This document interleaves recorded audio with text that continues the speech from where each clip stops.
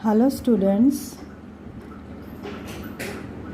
in English Reader, in your first unit, we have another lesson related to tape script. We have a CD in our book and you can listen that chapter and read also on page number 27.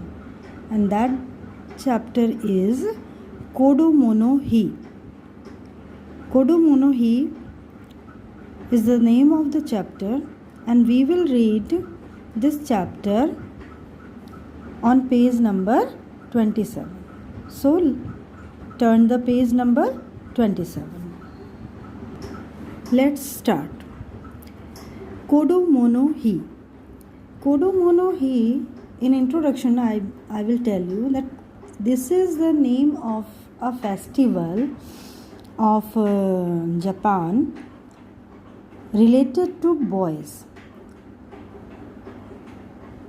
In first chapter we have read about the festival Hinamatsuri. That festival was related to girls. So in this chapter Kodo Mono Hi, we will read about the boys and what qualities should have this festival implants. ठीक है ना? So hi friends, I am your 4-year-old Kazu. There is a boy whose name is Kazu and he is 4 years old. I live in Osaka in Japan. वो जो है Osaka Japan में ही रहता है. He lives in Osaka in Japan. And this is a chapter and one 4-year-old boy is telling his own experience. So I is who is I in this chapter? I is Kazu. ठीक है? So I live in Osaka in Japan. I have learned English from an Indian teacher. यानी उसने Indian teacher से अंग्रेज़ी पढ़ी है और वो ओसाका में रहता है.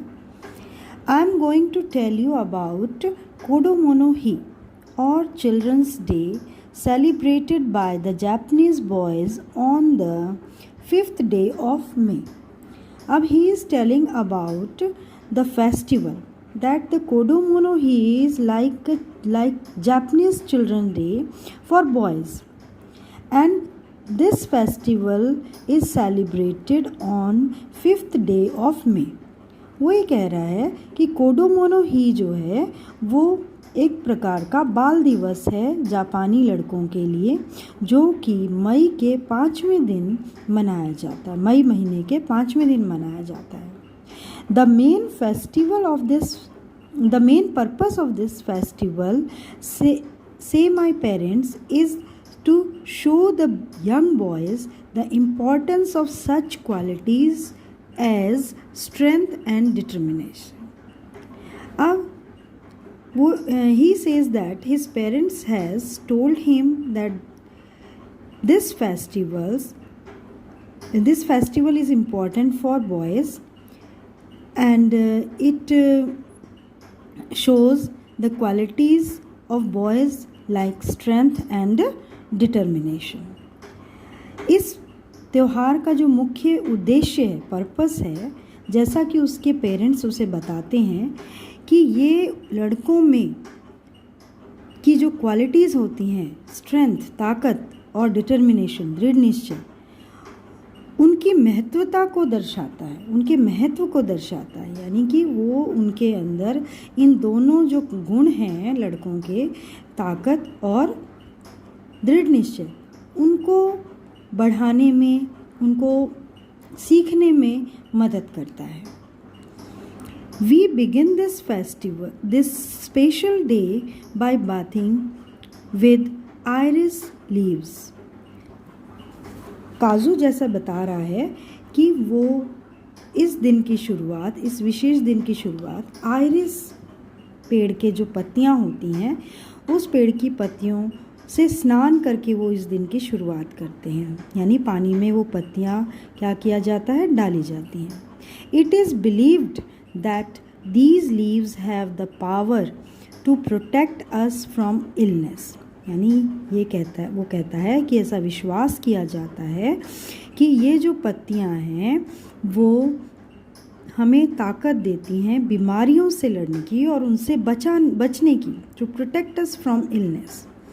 उन पत्तियों के अंदर हमें बीमारियों से बचाने की क्या होती है, ताकत होती है। And to make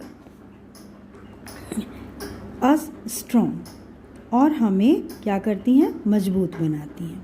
we then put on a kimono, our traditional dress for the festival. उसके बाद हम मतलब काजू और उसके फ्रेंड्स, उसके बाद स्नान करने के बाद किमोनो पहनते हैं, that is Japan's traditional dress, जो उनकी ट्रेडिशनल ड्रेस है फॉर द फेस्टिवल, त्यौहार मनाने के लिए किमोनो पहना जाता है।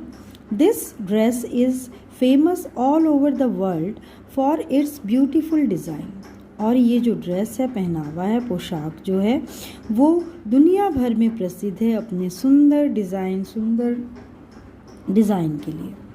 But it is quite tight around the chest, लेकिन ये छाती पर से, चेस्ट पर से थोड़ी सी टाइट होती है। टाइट मीन्स थोड़ी सी ज़्यादा बंधी हुई होती है। And I am happy that I don't have to wear it every day, और वो कहता है, काजू कहता है कि मैं बहुत खुश हूँ कि मुझे ये हर दिन नहीं पहननी पड़ती। पुराने ज़माने में तो किमोनो डेली लोग पहनते थे, उन्हें आदत थी, लेकिन आजकल मॉडर्न ज़माने में लोगों को आदत नहीं है। जो पारंपरिक परिधान हैं वो हम कभी कभी पहनते हैं, बाकी दिन तो हम इजी ड्रेस पहनते हैं। बट इट डजेंट मैटर, लेकिन इससे मुझे कोई फ़र्क नहीं पड़ता। After all Kodomono Hi comes only once a year, क्योंकि कोडोमोनो ही जो है वो साल में एक बार आता है। We enjoy this day by flying brightly coloured streamers and carp kites, और इस दिन को हम इंजॉय करते हैं पतंग उड़ा करके। स्ट्रीमर्स मतलब झालरें, या एक तरह से कह लो कागज़ की बनी हुई जो झालरें होती हैं उनको उड़ा करके पतंग की तरह। कार्प काइट्स यानी मछली की जो शेप की जो काइट्स होती हैं उनको उड़ा करके हम पूरा दिन हम इंजॉय करते हैं। You must be wondering what a carp kite is, आपको ये जान करके आश्चर्य हो रहा होगा कि कार्प काइट क्या होता है। Actually the carp is a strong fish, carp जो है वो एक प्रकार की बहुत ही ताकतवर मछली होती है।